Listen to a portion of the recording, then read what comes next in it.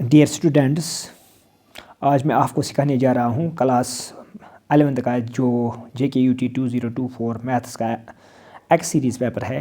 पहले इसके general instructions में देता हूँ। सेक्शन ए जो है इसमें क्वेश्चन नंबर 1 से लेकर क्वेश्चन नंबर 10 तक क्वेश्चंस हैं, यानी तो कुल मिला के 10 क्वेश्चन, हर एक क्वेश्चन 1 मार्क्स का होगा।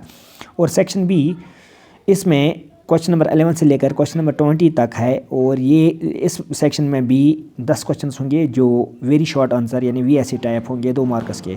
और सेक्शन सी जो है ये क्वेश्चन नंबर 21 से लेकर 28 तक, इसमें 8 क्वेश्चन होंगे और ये शॉर्ट आंसर टाइप 4 मार्क्स का सेक्शन रहेगा। सेक्शन डी जो है इसमें 29 से लेकर 31 तक यानी 3 क्वेश्चन लॉन्ग आंसर यानी LA टाइप के होंगे और 6 मार्क्स का हर एक क्वेश्चन रहेगा। अब हम सेक्शन ए को पहले सॉल्व कर लेते हैं। सेक्शन ए का पहला क्वेश्चन आपकी स्क्रीन पर ये रहा।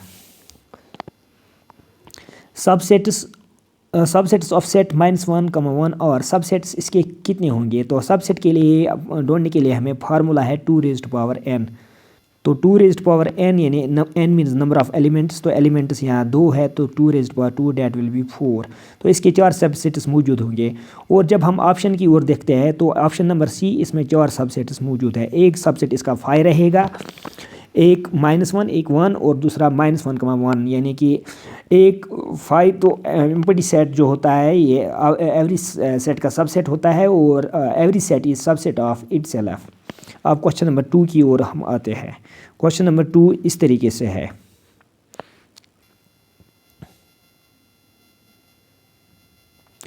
क्वेश्चन नंबर 2 जो है इसमें फंक्शन ये रिलेशंस एंड फंक्शन से ली गई है। एफ ऑफ एक्स जो फंक्शन हमें दी गई है x²/2, तो इनपुट वैल्यू हमें यानी 2 देना है, यानी एफ ऑफ 2 हमें ढूंढना है। एफ ऑफ 2 जो है यहाँ किसके बराबर रहेगा? जब एफ ऑफ 2 हम देंगे, 2 का वैल्यू यहाँ पुट करेंगे तो एफ ऑफ 2 हमें किसके बराबर रहेगा वही हमें देखना है। एफ ऑफ 2 किसके बराबर, यानी 2 का स्क्वायर डिवाइड बाई 2 रहेगा, क्योंकि एफ फंक्शन जो है f of x is equal to x²/2, तो x की जगह हमें 2 पुट करना है। तो 2 का स्क्वायर 4 कहलाएगा, फिर 4 divide by 2 that will be 2, यानी एफ ऑफ 2 जब इनपुट वैल्यू हम यहाँ 2 करेंगे तो आउटपुट वैल्यू जो हमें मिलेगा वापस आंसर रिजल्ट जो आएगा वो 2 आएगा। तो इसका ऑप्शन नंबर ए सही है। अब क्वेश्चन नंबर 3 की ओर हम आते हैं। क्वेश्चन नंबर 3 इस तरीके से है।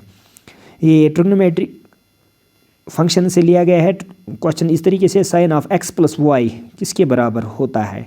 साइन ऑफ x + y यानी साइन ऑफ x + y भी पूछा जा सकता है, साइन ऑफ a + b पूछा जा सकता है। तो हमें ये याद रखना है साइन ऑफ x + y होता है sine x cos y + cos x sin y, यानी ऑप्शन नंबर सी हमारा सही ऑप्शन है। अब हम क्वेश्चन नंबर 4 की ओर आते हैं। क्वेश्चन नंबर 4 हमारा क्वेश्चन इस तरह है, यानी the value of √3 iota whole square किसके बराबर आएगा? जब हम इसको सिंपलीफाई करेंगे, ये स्क्वायर √3 पर भी है और ये आयोटा पर भी स्क्वायर है, तो स्क्वायर और रूट यहाँ काट होगा। 3 इंटू आयोटा स्क्वायर होता है -1 के बराबर, 3 इंटू -1 बनेगा -3। तो ऑप्शन नंबर बी हमारा राइट ऑप्शन है क्वेश्चन नंबर 4 के लिए। अब हम क्वेश्चन नंबर 5 पर आते हैं। क्वेश्चन नंबर 5 ये परम्यूटेशंस एंड कॉम्बिनेशन से लिया गया है। इस क्वेश्चन का खास ख्याल रखेगा कि किस तरह हम इस क्वेश्चन को सॉल्व करेंगे। क्वेश्चन नंबर 5 आपकी स्क्रीन पर ये रहा। The value of n factorial divide by n - r factorial, and for n we have to put values of n equals to 6 and r equals to 2। Putting these values what we get, let's see. 6 factorial divide by 6 - 2 factorial, यानी n की जगह हमने 6 put किया तो 6 - 2 कहलाएगा 4। अगर हम 6 factorial को सिंपलीफाई करेंगे 6 × 5 × 4 फैक्टोरियल तब हम जाएंगे, क्योंकि नीचे भी 6 में 2 काटने के बाद 4 ही फैक्टोरियल आएगा, और ये काट होगा 6 × 5 = 30 कहलाएगा। तो ऑप्शन नंबर डी हमारा राइट ऑप्शन है क्वेश्चन नंबर 5 के लिए। अब हम नेक्स्ट क्वेश्चन की ओर आते हैं। नेक्स्ट क्वेश्चन हमारा जो है ये एसेंट्रिसिटी ऑफ इलिप्स से है, यानी कि ये कोनिक सेक्शन से लिया गया है। आसान सा क्वेश्चन है, घबराने की कोई बात नहीं। मैं आपको एक्स्ट्रा भी यहाँ बता देता हूँ। इसने इलिप्स का ही पूछा, मैं पैराबोला का और हाइपरबोला का भी बता देता हूँ। जो एसेंट्रिसिटी ऑफ इलिप्स है वो eccentricity of ellipse less than 1 होती है। एसेंट्रिसिटी ऑफ इलिप्स होती है लेस देन 1, मगर यहाँ मैं और पॉइंट्स भी ऐड करना चाहता हूँ। अगर हम पैराबोला की बात करेंगे, पैराबोला की एसेंट्रिसिटी जो होती है पैराबोला की, वो होती है eccentricity of parabola is equal to 1। और अगर हाइपरबोला की बात की जाए तो हाइपरबोला की एसेंट्रिसिटी ऑलवेज ग्रेटर देन 1 होती है। और पैराबोला की एसेंट्रिसिटी, फिर से भी दोहरा लेता हूँ, पैराबोला की एसेंट्रिसिटी ऑलवेज इक्वल टू 1 होती है और हाइपरबोला की एसेंट्रिसिटी ऑलवेज ग्रेटर देन 1 और इलिप्स की एसेंट्रिसिटी ऑलवेज लेस देन 1 होती है। अब हम नेक्स्ट क्वेश्चन की ओर आते हैं। नेक्स्ट क्वेश्चन हमारा इस तरह है, equation of circle with centre 0,2 and radius 2 is equal to. हमें इक्वेशन देखनी है, इक्वेशन इसकी राइट इक्वेशन क्या रहेगी।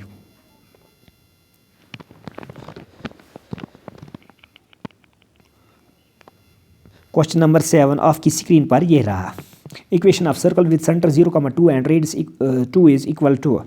तो इसके लिए हमें इक्वेशन ऑफ सर्कल मालूम होनी चाहिए। इक्वेशन ऑफ सर्कल जो है वो x माइनस एच का होल स्क्वायर होता है प्लस y माइनस के का whole square is equal to R square के बराबर होता है। अब यहाँ क्वेश्चन के अंदर हमें एच का काम 0 कर रहा है और के का काम 2 कर रहा है और रेडियस आर भी यहाँ 2 के ही बराबर है। तो putting these values we get x minus 0 का square plus y minus K का वैल्यू 2 है यहाँ, 2 का square is equal to R का स्क्वायर यानी 2 का स्क्वायर। x माइनस 0 का स्क्वायर x स्क्वायर कहलाएगा।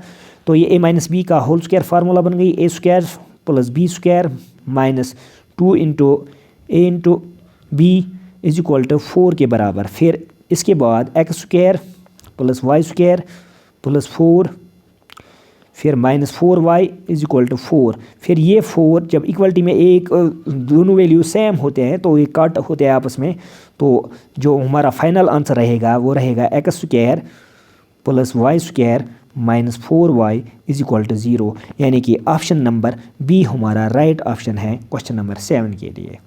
अब हम क्वेश्चन नंबर 8 की ओर आते हैं।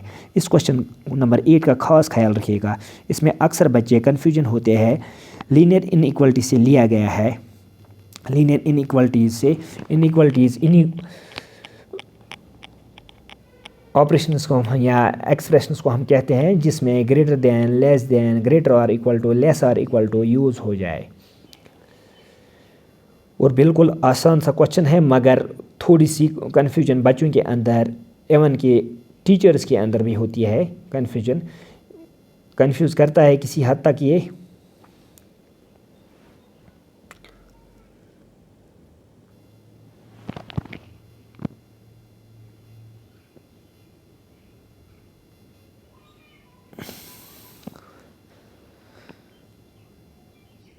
क्वेश्चन नंबर 8 जो आपके पेपर के अंदर है वो इस तरीके से है, -12x is greater than 30। Question number 8 का सलूशन अब देने जा रहा हूँ, -12x is greater than 30।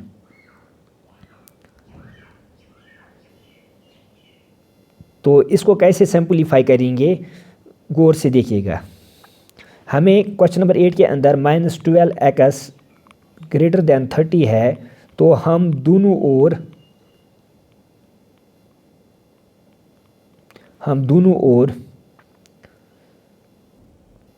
-12x को भी -12 से डिवाइड करेंगे, 30 को भी -12 से डिवाइड करेंगे।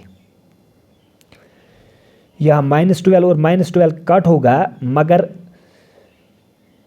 इससे क्या होगा यहाँ पर, ये जो फिर से मैं रिपीट करूँगा क्योंकि मैंने पहले ही बताया इस क्वेश्चन के अंदर बच्चों को कन्फ्यूजन रहती है।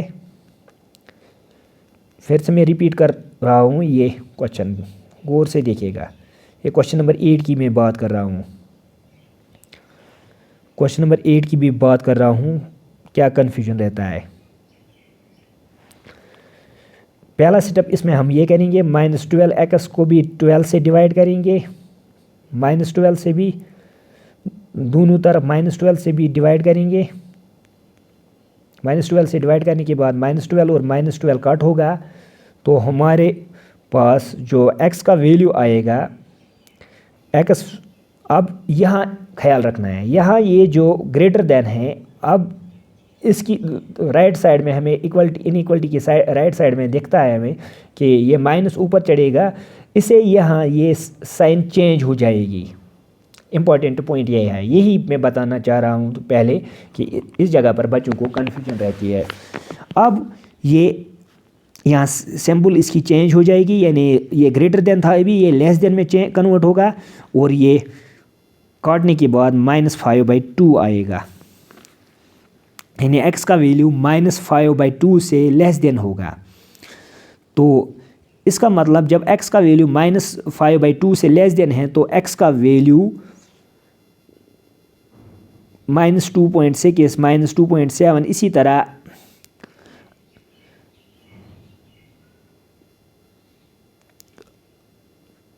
x का वैल्यू यहाँ पर रहेगा। फिर अब इस पॉइंट का ख्याल रखिएगा, अब x का वैल्यू यहाँ रहेगा,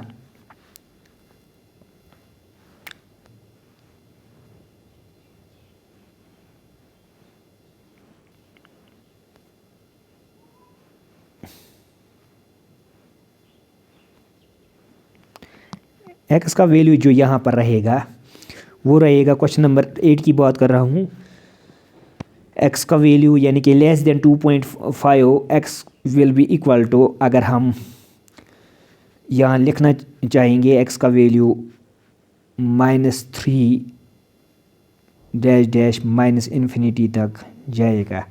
मगर क्वेश्चन की तरफ अगर हम गौर करेंगे, क्वेश्चन जो है, क्वेश्चन में लिखा गया है when x is a natural number, जब x होगा natural number,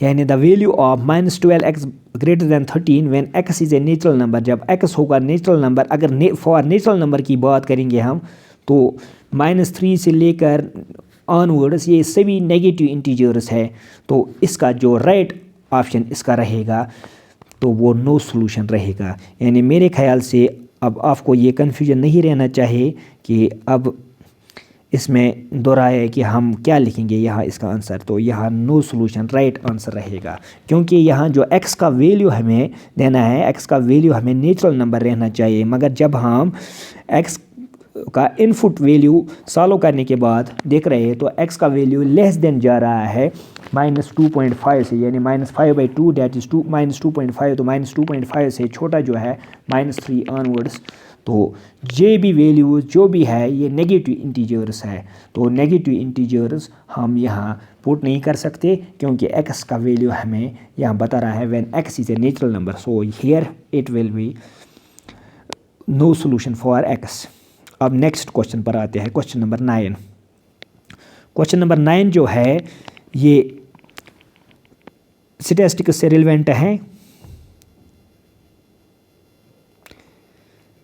mean of first 4 natural numbers की बात हो रही है।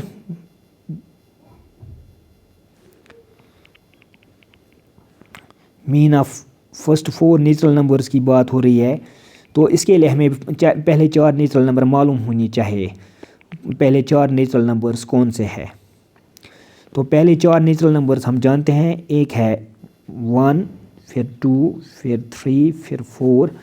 तो इनको मीन हम जब निकालते हैं हम sum of observations divide by number of observations, तो इन दोनों को ऐड करने के बाद इन 4 नेचुरल नंबर्स को 4 और 3 7, 7 और 2 9, 9 और 1 10, यानी कि 10 डिवाइड बाय 4 रहेगा यहाँ, यानी sum of observations divide by number of observations. तो 10 को 4 से डिवाइड करने के बाद 2.5 आएगा, यानी ऑप्शन नंबर बी हमारा राइट ऑप्शन है। अब क्वेश्चन नंबर 10 की ओर आते हैं। क्वेश्चन नंबर 10 है sample space of a coin when tossed twice is. इस क्वेश्चन के साथ मैं अपना पॉइंट ऐड करना चाह रहा हूँ। वो क्या है कि अब इसने बताया अगर हम एक कॉइन को टॉस करेंगे 2 बार, यानी एक कॉइन को 2 बार टॉस करेंगे या हम कहेंगे 2 कॉइन्स को एक साथ टॉस करेंगे, तो दोनों में जो आउटकम्स हैं वो सेम रहेंगे। तो इसके लिए भी हमें फार्मूला मालूम होनी चाहिए, यानी पॉसिबल आउटकम्स क्या रहेंगे यहाँ पर। पॉसिबल आउटकम्स यानी एक कॉइन के अंदर 2 फेसेस होते हैं और एक कॉइन को हम 2 बार टॉस कर रहे हैं, तो 2⁻², that will be equal to 4, यानी 4 possible outcomes are here. So sample space will be option number B will be our right answer, because in option number B there are 4 outcomes. Now we go to next question, that is question number 11, and from right now it starts section B with 2 markers each from 11 to 20. Let us see how will we solve these questions. And question number 11 is right now, write down all the subsets of 1, 2, 3. एक set है जिसके अंदर elements 3 हैं, तो हमें बताने हैं इसके सबसेट्स कितने हैं। पहले ही क्वेश्चन में भी मैंने बता दिया कि सबसेट्स के लिए फार्मूला 2⁻n, और n means number of elements. Here elements 3 है, तो 2⁻3 दैट विल बी 8। तो 8 सबसेट्स होंगे यहाँ पर। वो कौन से होंगे? एक रहेगा 1, दूसरा होगा 2, तीसरा होगा 3, फिर 1 और 2, फिर 2 और 3, फिर 1 और 3, फिर इसके बाद 1, 2 और 3 मार्कामास इंसर्ट करने हैं अंदर में भी और ब्रेसेस छोड़ने के बाद भी, और लास्ट पर 5 रहेगा। अगर आप चेक करोगे यहाँ हमारे पास जो सबसेट्स आ गए हैं टोटल वो 8 है। 1, 2, 3, 4, 5, 6, 7 और 8 सबसेट्स हैं, क्योंकि every set is subset of itself and 5 is the subset of every set. Now we go to question number 12। अब क्वेश्चन नंबर 12 की ओर आते हैं। क्वेश्चन नंबर 12 भी अच्छा क्वेश्चन है। ये सेट बिल्डर फॉर्म में दिया गया है, वहाँ से हमें पहले इसको रूस्टर फॉर्म में लाना है, उससे हमारा क्वेश्चन सॉल्व करने में बहुत आसानी होगी और बच्चों को, जो भी लर्नर है, सीखने वाले को अच्छी तरह से समझ में आएगा कि कैसे हम यूनियन ऑफ सेट्स इस क्वेश्चन के अंदर ढूंढेंगे। क्वेश्चन इस तरीके से है। पहले हम ए सेट के एलिमेंट्स देखेंगे। ए सेट के एलिमेंट्स क्या रहेंगे? x such that x is a natural number and 1 less than x less or equal to 6। जहाँ ये लेस और इक्वल टू 6 की बात आई है, तो इसका मतलब यहाँ से ये क्लोज हो रहा है, और x ग्रेटर देन 1 यहाँ से ओपन है। मगर हमें यहाँ x के वैल्यूज़ जो हैं, x का वैल्यू जो रहेगा इस सेट ए के अंदर वो 1 से लेकर 6 तक रहेगा, क्योंकि x का वैल्यू हमें 1 से बड़ा लेना है और 6 से छोटा भी बराबर भी। तो 1 से बड़ा 2 रहेगा, 3 रहेगा, 4, 5 और 6। अब बी सेट की बात करेंगे हम। बी सेट इस तरह है, x such that x is a natural number 6 less or equal to x less 6 less than x less than 10।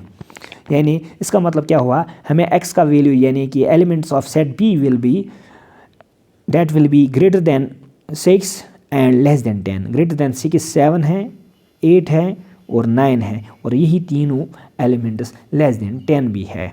तो अब यूनियन इनका देख लेते हैं। ए यूनियन बी क्या बनेगा? ए यूनियन बी यूनियन का मतलब है कंबाइन करना है, तो यूनियन जो बनेगा हमें यहाँ वो बनेगा 2, 3, 4, 5, 6, 7, 8, 9। तो ये इसका यूनियन रहेगा, A union B. Question number 12 की मैं बात कर रहा हूँ। अब क्वेश्चन नंबर 13 की ओर आते हैं। क्वेश्चन नंबर 13 बिल्कुल आसान सा क्वेश्चन है। ये स्ट्रेट लाइन से लिया गया है, घबराने की कोई ज़रूरत नहीं है। आप जुड़े हुए हैं अपने टीचर अशफाक सर मैथ्स वाला के साथ, तो कहीं पर भी कन्फ्यूजन रहे तो मुझे आप कमेंट्स में बता सकते हो, और जो नियर एंड डियर मेरे पास सराउंडिंग में हैं वो मेरे से ऑफलाइन भी कांटेक्ट कर सकते हैं। अब क्वेश्चन नंबर 13। क्वेश्चन नंबर 13 जो है 3x + 2y - 12 = 0, इसको इंटरसेप्ट फॉर्म में लाना है। इसके बाद इंटरसेप्ट ऑन x एक्सिस। तो पहला स्टेप हम क्वेश्चन नंबर 13 को कैसे सॉल्व करेंगे। तो फर्स्ट स्टेप हम पहले इस -12 को राइट साइड में ट्रांसपोज करेंगे तो ये +12 बनेगा। इसके बाद बोथ साइड्स डिवाइड करेंगे 12 से, dividing both sides by 12।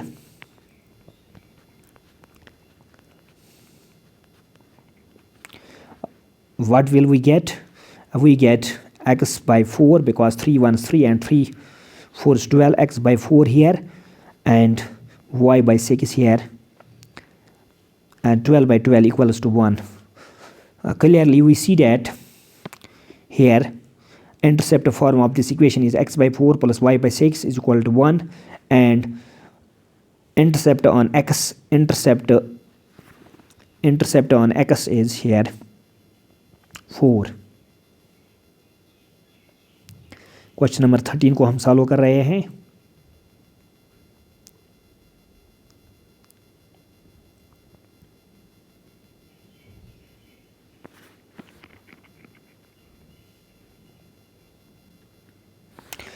and intercept on x axis is here 4, intercept on the find its intercept on the axis, यहाँ axis बताया गया है on x axis is equal to 4 and on y axis, x axis पर 4 है, y axis पर जैसे हमने अभी सॉल्व किया y axis पर है इसका इंटरसेप्ट 6। अब हम क्वेश्चन नंबर 14 की ओर आते हैं। क्वेश्चन नंबर 14 जो है एक सर्कुलस, ये भी कोनिक सेक्शन से है और सर्कुलर से रिलेवेंट है। तो इससे पहले भी मैंने बताया है एक क्वेश्चन के अंदर, जो क्वेश्चन हमें 1 मार्क्स का आया था, इसके अंदर मैंने बताया इक्वेशन ऑफ सर्कल, उसी के साथ इसको कंपेयर करना है। उससे पहले इसको सॉल्व कर लेते हैं, थोड़ा सिंपलीफाई। क्वेश्चन नंबर 14 की बात कर रहा हूँ। x minus into minus 5 whole square plus y minus 3 whole square is equal to 36 होता है 6 का स्क्वायर। यहाँ मैंने माइनस इंटू माइनस 5 क्यों लाया, minus into minus 5, minus two minus फिर से प्लस ही बनेगा, क्यों लाया अभी आप देखोगे ये कि इक्वेशन ऑफ सर्कल जो है इसमें माइनस है, x माइनस एच का whole square plus y minus K का whole square is equal to R square. अगर हम कंपेयर अब करेंगे तो कंपेरिजन में देखेंगे हम एच का वैल्यू जो है वो -5 बन रहा है, के का वैल्यू जो है वो -3 बन रहा है और आर का वैल्यू 6 बन रहा है। So centre of the circle यहाँ रहेगा, सेंटर विल बी -5, 3 एंड और radius will be equal to 6। ये क्वेश्चन नंबर 14 हम सॉल्व कर रहे थे। अब हम क्वेश्चन नंबर 15 पर आते हैं।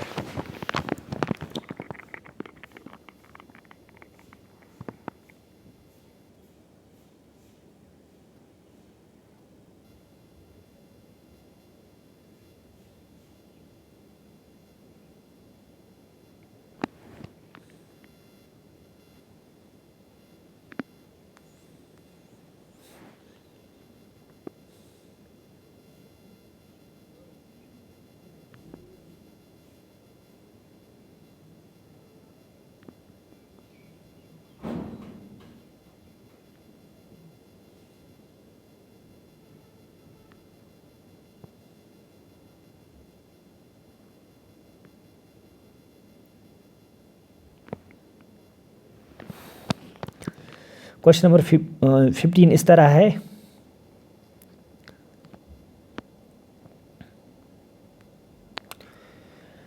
Find the coordinates of focus and equation of directrix of parabola y square is equal to 12x।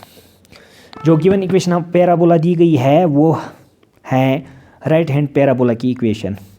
तो राइट हैंड पैराबोला की इक्वेशन हम जानते हैं, that is y square is equal to 4ax। और given equation को जब इसके साथ कंपेयर करेंगे तो y square is equal to 12x को हम ऐसे भी लिख सकते हैं 4 × 3 × x। तो इसका मतलब ये हुआ, हमें जो ए का वैल्यू बन गया, इसके अंदर ए का वैल्यू अब 3 आएगा। कंपेयर करने के बाद ए का वैल्यू जो हमारा है यहाँ वो 3 है, क्योंकि वाई स्क्वायर हमें 12x के बराबर था, तो हमने इसको ब्रेक किया 4 इंटू 3 इंटू एक्स, 4 3 12 x आएगा फिर से वापस, तो ए का वैल्यू 3 बन गया। तो इसका मतलब जो ए का वैल्यू यहाँ 3 है, और इक्वेशन ऑफ डायरेक्ट रिकस क्या रहेगी, वो इसका हम जानते हैं इसका अपोजिट आता है। तो अपोजिट अब आपने समझ लिया होगा, यानी ए का वैल्यू 3 आ गया, तो यहाँ पर इक्वेशन ऑफ डायरेक्ट रिकस जो रहेगी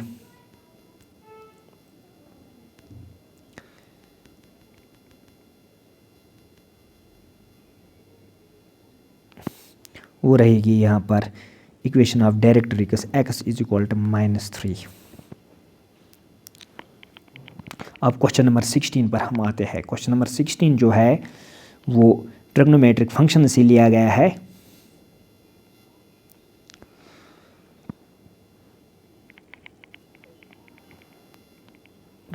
ट्रिग्नोमेट्रिक फंक्शन से लिया गया है question number 16।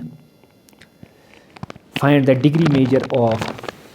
Degree measure of angle subtended at the centre of circle, radius 100 and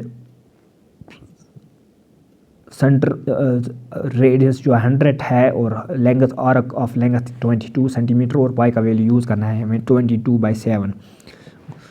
गौर से देखिएगा इस क्वेश्चन को कैसे हम सॉल्व करेंगे। यानी हमें एक सर्कल दिया गया है, इसका सेंटर में जो इसके सेंटर में जो एंगल बन रही है वो क्या है, उसका डिग्री मेजर हमें ढूंढना है। रेडियस ऑफ सर्कल दी गई है, हम जानते हैं L is equal to R theta.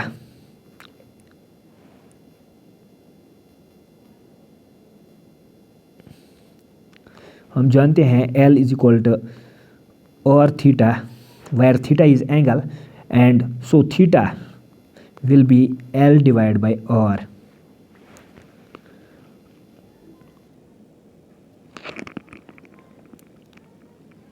That will be equal to length जो है, length of arc that is 22 divided by 100। तो इसको सिंपलीफाई करने के बाद थीटा का वैल्यू बनेगा हमें, सिंपलीफाई करने के बाद that will be 11/100। मगर ये 11/100 इसका वैल्यू नहीं रहेगा, क्योंकि हमें इसका डिग्री मेजर फाइंड करना है। तो डिग्री मेजर फाइंड करने के लिए हमें इसको मल्टीप्लाई करना है 180 पाई से। तो 180/पाई, क्योंकि हम जानते हैं 1 डिग्री इक्वल्स टू 1/80 पाई के बराबर।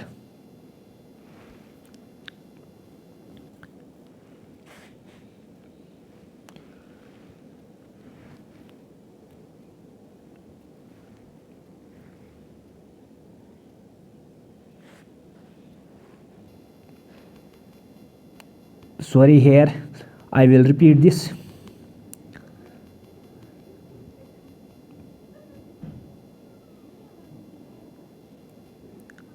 I will repeat here. Theta will be here 11 divided by 50, because 2 से काटने के बाद 2 11 22 and 250 is 100 इंटू हमें यहाँ करना है 180 पाई से। तो उसके बाद सिंपलीफाई करने के बाद ये क्या बनेगा आगे मैं दिखाऊंगा ये।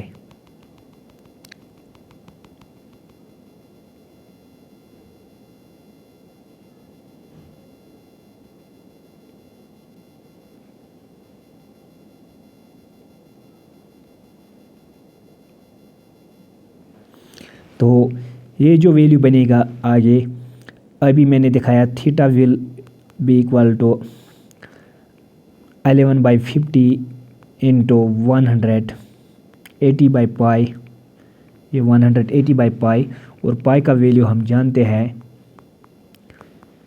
तो पाई का वैल्यू 22/7, और ये जो 7 है, ये 7 इसके साथ मल्टीप्लाई होगा। तो नेक्स्ट स्टेप पर ये बनेगा 11/50 इंटू 180 डिवाइड बाई 22 इंटू 7।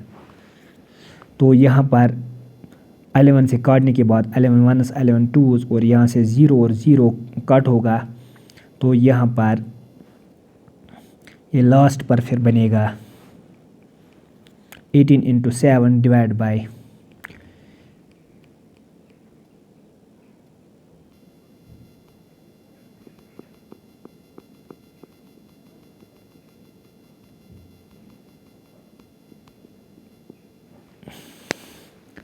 यानी कि यहाँ पर ये सिंपलीफाई करने के बाद 18 इंटू 7 रहेगा डिवाइड बाई लास्ट पर बचेगा ये 10।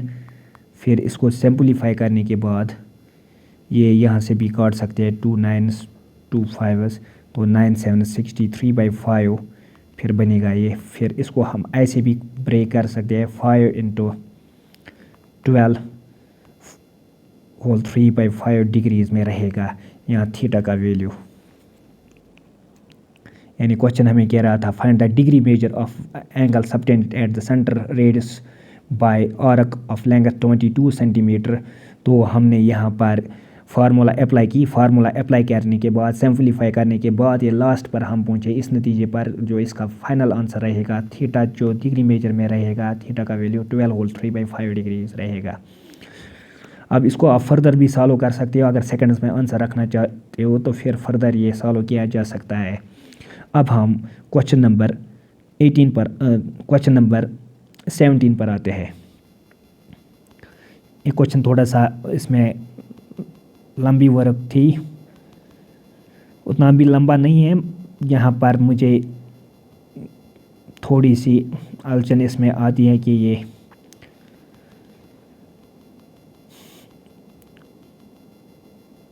जैसे आप देख रहे हो स्क्रीन पर, इसको थोड़ा सिंपलीफाई करना यहाँ थोड़ा मुश्किल हो रहा है ऐसे दिखाने में, तो इसके लिए थोड़ा टाइम ज़्यादा जाता है, वरना ये आसान सा क्वेश्चन है। अब क्वेश्चन नंबर 17 की ओर हम आते हैं। Question number 17, right down the sample space by die when a die is thrown twice. अगर एक डाई को 2 बार हम थ्रोन करेंगे तो हमें सैम्पल स्पेस यानी पॉसिबल आउटकम्स क्या बनेगा। हम जानते हैं पॉसिबल आउटकम्स, क्योंकि एक डाई के अंदर 6 फेसेस होते हैं, तो जब एक ही डाई को थ्रोन करेंगे 2 बार तो यहाँ जो इनका सैम्पल स्पेस में आउटकम्स होंगे वो 6 इंटू 6 यानी बाय मल्टीपल्स हमें जाना है, that will be 36। So possible outcomes here will be 36 and sample space will be like this. एक डाई के अंदर फेसेस होते हैं 1 से लेकर 6 तक,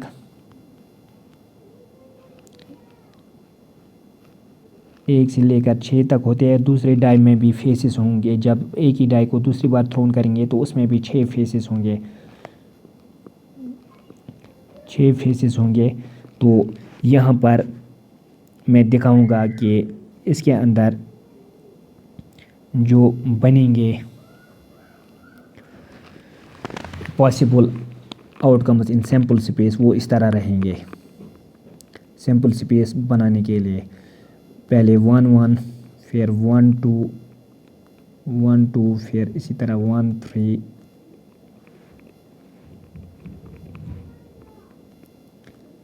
फिर 1 4, इसी तरह 1 6 तक, फिर इसी तरह 2 1 से लेकर 2 6 तक आपको बनाना है। इसी तरह 3 1 से लेकर 3 6 तक आपको जाना है। इसी तरह 4 1 से लेकर 4 6 तक।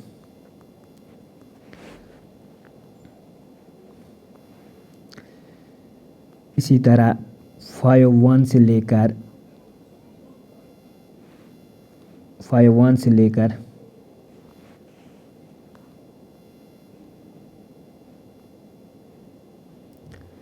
5 1 से लेकर 5 6 तक आपको जाना है। इसी तरह 6 1 से लेकर 6 6 तक आपको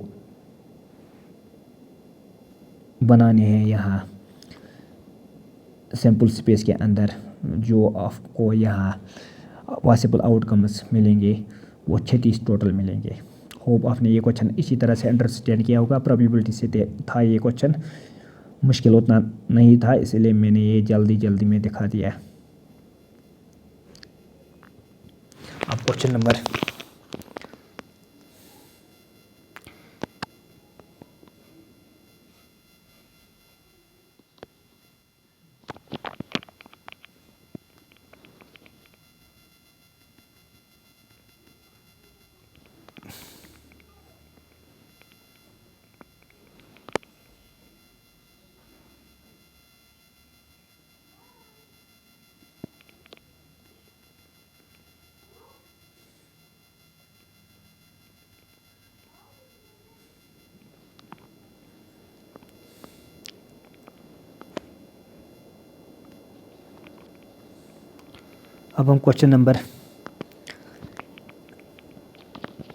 18 की ओर आते हैं। क्वेश्चन नंबर 18 इस तरीके से है, find the mean deviation about the median for the data. Mean deviation बताना है मीडियन का, जो गिवन मीडियन है। थोड़ा सा लंबा सा क्वेश्चन है, थोड़ा इसका मैं क्वेश्चन नंबर 18 का हिंट बता देता हूँ। ये मुश्किल नहीं है, आसान सा है क्वेश्चन नंबर 18। पहले आपको इसका एसेंडिंग ऑर्डर बनाना है। Question number 18 mean deviation about median बनाना है, तो इसके लिए आपको एसेंडिंग ऑर्डर में आप जानते हुए ये लोअर क्लास में भी हम करते हैं, पहले सबसे छोटा आएगा यानी 10, फिर इसके बाद 11, इसी तरह ये आगे आपको ये एलिमेंट्स लिखने हैं जो आपके डाटा के अंदर दिए गए हैं। तो एसेंडिंग ऑर्डर बनाने के बाद आपको काउंट करना है। अगर नंबर ऑफ टर्म्स ऑड आ रहे हो तो आपको सबसे बीच वाली टर्म जो रहेगी इस यानी सेंटर में, तो वो आपको यहाँ पर मीडियन कहलाएगी। फिर अगर नंबर ऑफ यहाँ पर जो डाटा के अंदर टर्म्स ऑड नहीं होंगे, इवन होंगे, तो आपको मिडल मोस्ट 2 टर्म्स लेनी है, फिर इनको डिवाइड करना है 2 से। तो 2 से डिवाइड करने के बाद आपको जो मीडियन वहाँ से मिलेगा वो मीडियन कहलाएगा यहाँ। उसके बाद आपको एब्सोल्यूट वैल्यू अबाउट मीडियन लेना है। उसके बाद लास्ट पर आपको ढूंढना है मीन डिविएशन, यानी एब्सोल्यूट वैल्यू अबाउट मीडियन लेने के बाद आपको मीन डिविएशन यानी MD अबाउट मीडियन लेना है। यानी MD अबाउट मीडियन का मतलब मीन डिविएशन अबाउट मीडियन लेना है। वो होती है फार्मूलाज आप जानते हो, summation of I = 1 to n, फिर xi माइनस m, यानी जो आपने एब्सोल्यूट वैल्यू निकाला होगा मीन डिविएशन अबाउट मीडियन का, डिवाइड बाय टोटल जितनी होंगे ये, तो वहाँ से आपको ये आंसर बिल्कुल आसानी से मिल जाएगा। अब क्वेश्चन नंबर 19 x का वैल्यू ढूंढना है। क्वेश्चन नंबर 19 इस तरीके से है, 1/6 factorial 1/6 factorial plus 1/7 factorial 1/6 factorial plus 1/7 factorial is equal to 1/x/8 factorial के बराबर। तो कैसे इसको सिंपलीफाई करेंगे हम, देखिए ये क्वेश्चन नंबर 19 में सिखा रहा हूँ। आपको यहाँ पहले 1/6 फैक्टोरियल कॉमन निकालना है, तो अंदर में रहेगा 1/1 प्लस 1/7, क्योंकि 7 फैक्टोरियल हम जानते हो 7 × 6 फैक्टोरियल के बराबर होता है। तो जब 6 फैक्टोरियल हमने कॉमन निकाला तो यहाँ खाली 7 रहेगा, is equal to x divide by, या आप लिख सकते हो 8 × 7 × 6 फैक्टोरियल, यानी ये 8 फैक्टोरियल को आप सिंपलीफाई कर सकते हो 8 × 7 × 6, फिर ये 6 फैक्टोरियल और 6 फैक्टोरियल कट होगा, तो लास्ट पर सिंपलीफाई करने के बाद आपका आंसर इस तरह रहेगा। इसको 7 को 1 के साथ क्रॉस तो 7, फिर 1 को 1 के साथ क्रॉस तो 1, फिर 7 को 1 के साथ क्रॉस तो 7, is equal to x divide by 8 × 7 रहेगा। फिर ये 7 और ये 7 कट होगा, तो आपको जो आंसर दिखेगा यहाँ x का वो इस तरह रहेगा। फिर 8 is equal to X divide by 8। तो एक्स का वैल्यू जो रहेगा यहाँ पर, वो एक्स का वैल्यू आपको, एक्स का वैल्यू यहाँ रहेगा 8 इंटू 8, डेट विल बी 64। फिर मैं दोहराना चाहता हूँ, पहले हमने क्या किया, हमें सॉल्व करना था। क्वेश्चन इस तरीके से था, 1/6 factorial plus 1/7 factorial is equal to x/8 factorial. तो 1/6 फैक्टोरियल को हमने कॉमन निकाला, यहाँ 1 नीचे भी 1 रहेगा, और 7 फैक्टोरियल होता है 7 इंटू 6 फैक्टोरियल के बराबर। 6 फैक्टोरियल हमने बाहर निकाला, तो अंदर में सिंप्लीफाई करने के बाद ये बन गया 7 इंटू 1 7 प्लस 1 माइनस 1, और नीचे रहेगा 7, तो 8 डिवाइड बाई 7 रहेगा यहाँ पर। और यहाँ से हमने 8 फैक्टोरियल को सिंप्लीफाई किया था, 8 इंटू 7 इंटू 6, फिर 6 फैक्टोरियल, और 6 फैक्टोरियल ब्रेक हुआ, तो फिर यहाँ नीचे भी हमें 7 आया था और इस तरफ भी 7 था। 7 और 7 हमने काटा, फिर 8 इंटू 8 बन गया 64। जो हमारा x का वैल्यू रहा वो 64 रहा। ये हम क्वेश्चन नंबर 19 सॉल्व कर रहे थे। अब हम क्वेश्चन नंबर 20 की ओर आते हैं।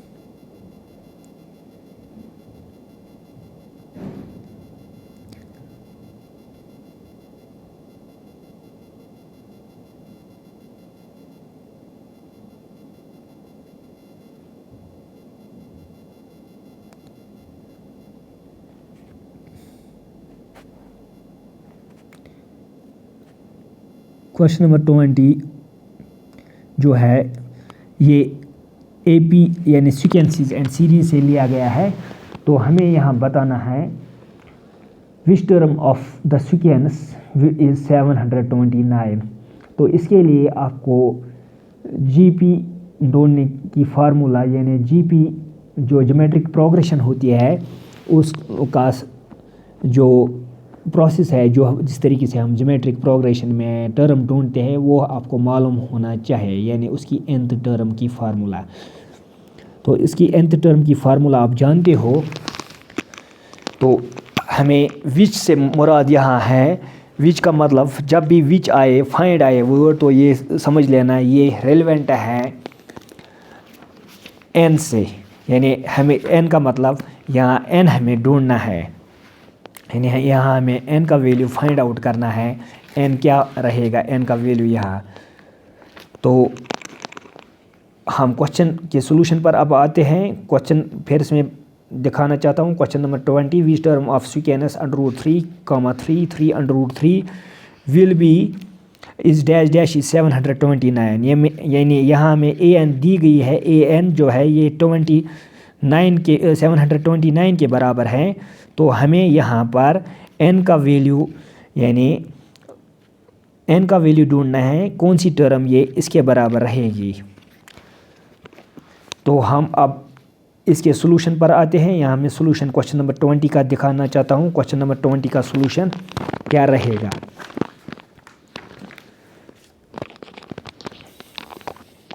क्वेश्चन नंबर 20,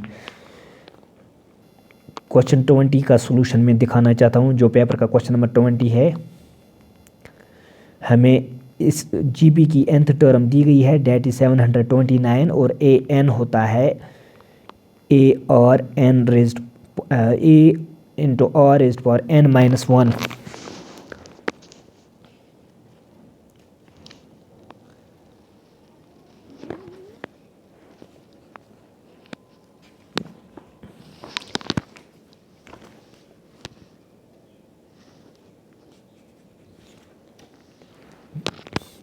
तो यहाँ पर पहली टर्म, क्वेश्चन पर फिर से वापस आते हैं। जो यहाँ पर पहली टर्म थी, वो पहली टर्म क्वेश्चन के अंदर थी √3। तो मैं ये वैल्यूज़ पुट करूँगा, और जो यहाँ रेशो रहेगा वो रेशो यहाँ पर 3/√3 रहेगा। यानी पहली टर्म थी यहाँ पर √3,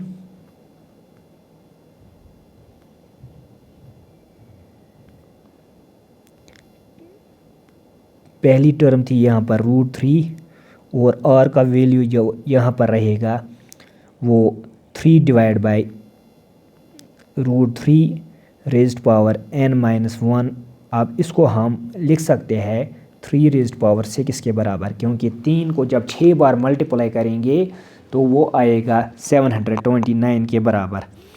अब इसको थोड़ा हमें सिंपलीफाई करना है। सिंपलीफाई करने के बाद हमारा जो आंसर आएगा,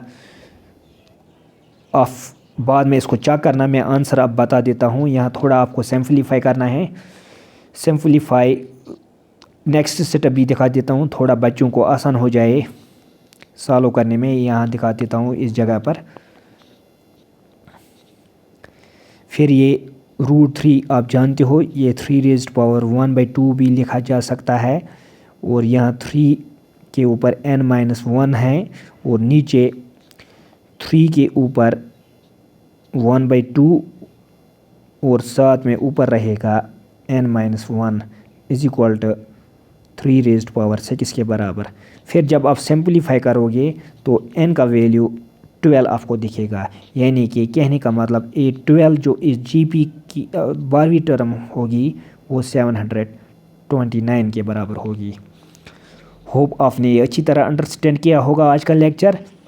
रब ने चाहा तो, अल्लाह ने चाहा तो आने वाले लेक्चर्स में आपको Y सीरीज़, Z सीरीज़ के क्वेश्चन सिखाऊंगा। Thanks, have a nice day.